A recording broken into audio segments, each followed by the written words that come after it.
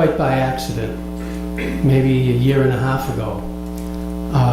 I was trying to make a bowl where when you turn it, you get circles on the outside, all the way around. And you do that by taking two boards and putting a contrasting strip in between and gluing them together, and then chopping it and assembling it. I had forgotten to glue the strip in. So I said, well, I've got some maple, I'll just chop it and put the strip in that way. And what I came out with was something vastly different than what I had expected.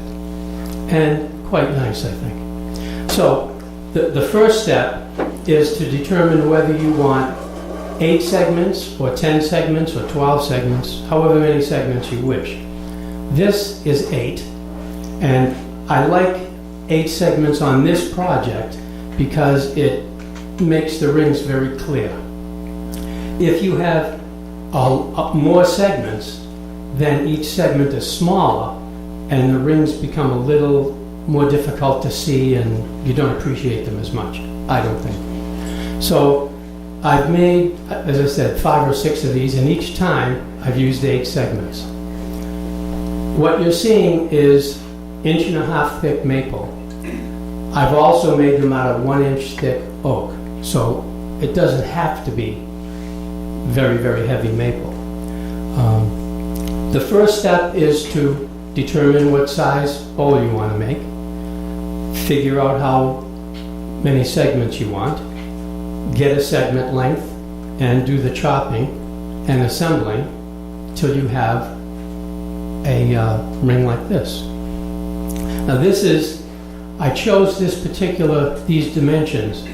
This is essentially a square.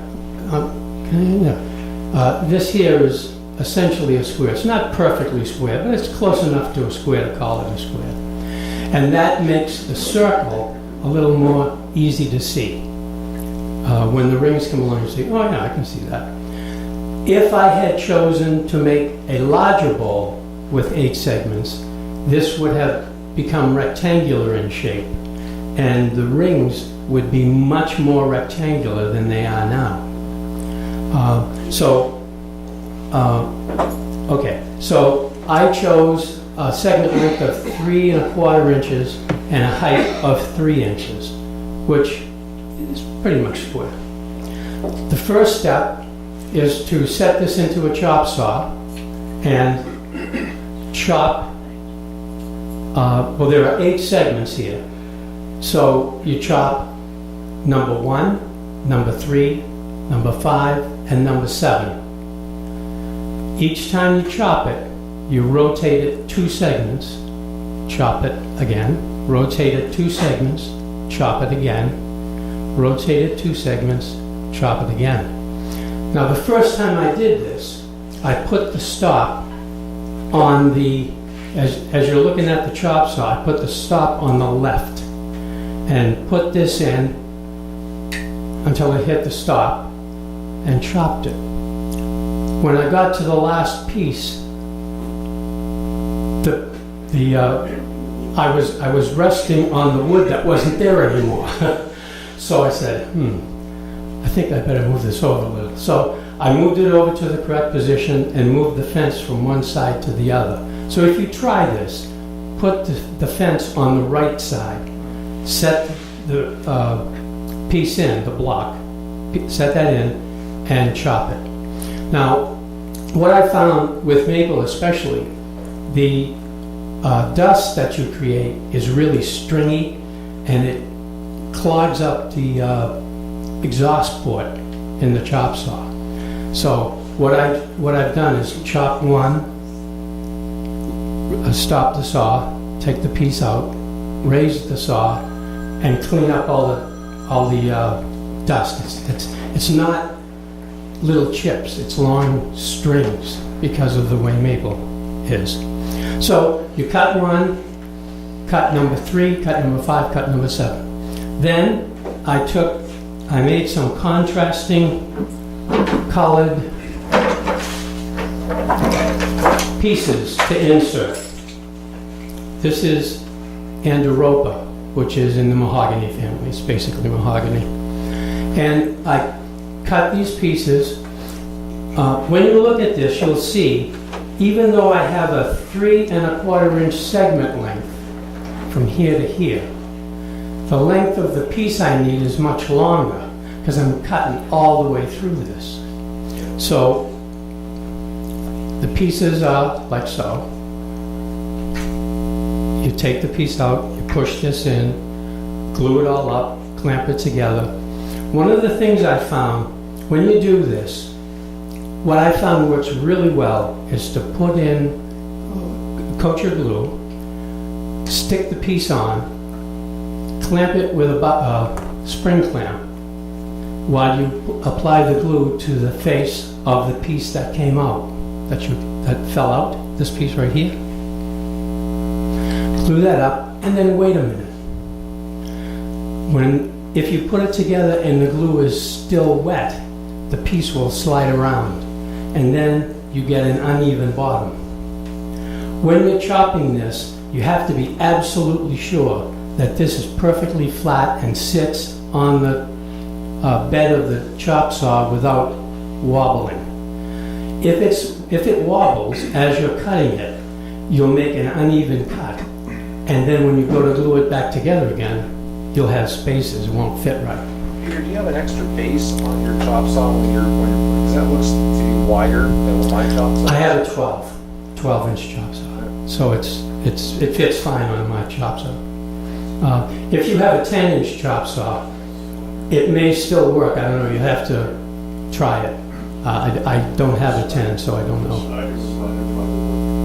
Yeah, right, sure. All right, so glue one piece in, clamp it up, and what I found works really well is to clamp it from here and put the other end of the clamp back here, a bar clamp, and that holds the whole thing together. So I did, well, let's say number 1, which would be right here, and then rotated it 2 pieces, chopped it again, rotated it, chopped it again, and then put in 1 and 3 and glue them together and clamp it.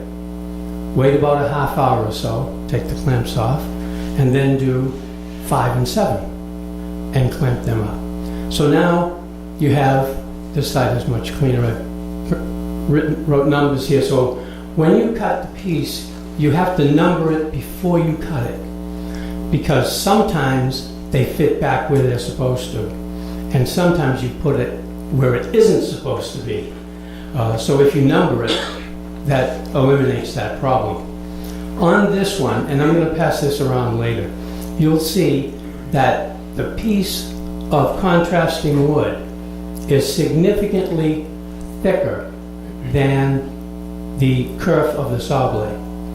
When you do that, you don't get line up on the ends. And if you look closely at this as it comes around, the glue joints don't line up anymore either. Wayne, can you see that? See the glue joint don't line up?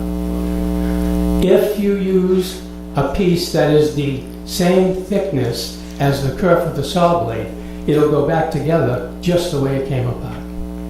And it'll fit really nicely.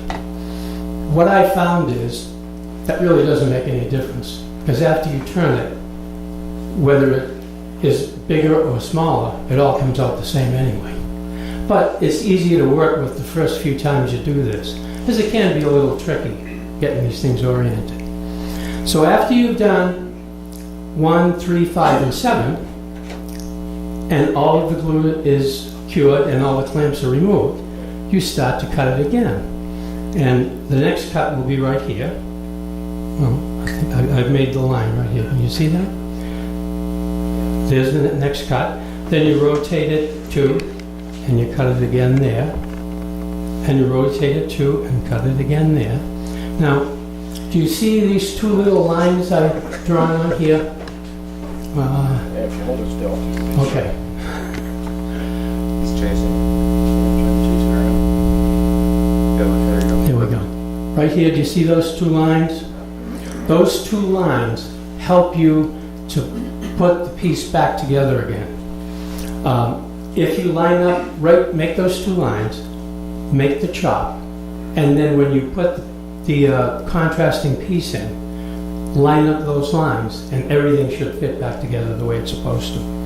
The main thing when you're doing this is to make sure you push down as you're gluing so that you keep the bottom flat and there's no spaces where the contrasting piece is. So after you've gotten all 8 pieces in, now you see 4 here, and there are 4 more here that will go in after it's chopped again. Once that's done, the first 2 or 3 I made them just like this. I just put a base on it and turned it. And what I found, adding a ring to the top and adding a ring to the bottom gives you a whole lot more latitude in how you turn it. In order for these rings to intersect, you have to have a bulbous shape or a convex shape on the outside. If you leave it just like this and just round it, you don't see the interlocking rings because half of this material is buried. You can't see it, see? So once you turn it in the middle just to get it round, and then start to turn a whole lot more off the top and then off the bottom to get that convex shape. The other thing that you have to do, these 2 rings that you add, and I will send to you a written set of instructions for all of this. The 2 rings, I set them so that the outside was over here and it was hanging out onto the inside, because when you make that bulbous shape on the outside, you're removing an awful lot of wood at the top. Where is the piece that I had made today? Greg has it over there. You can see it's right over there, guys. As you start to turn that to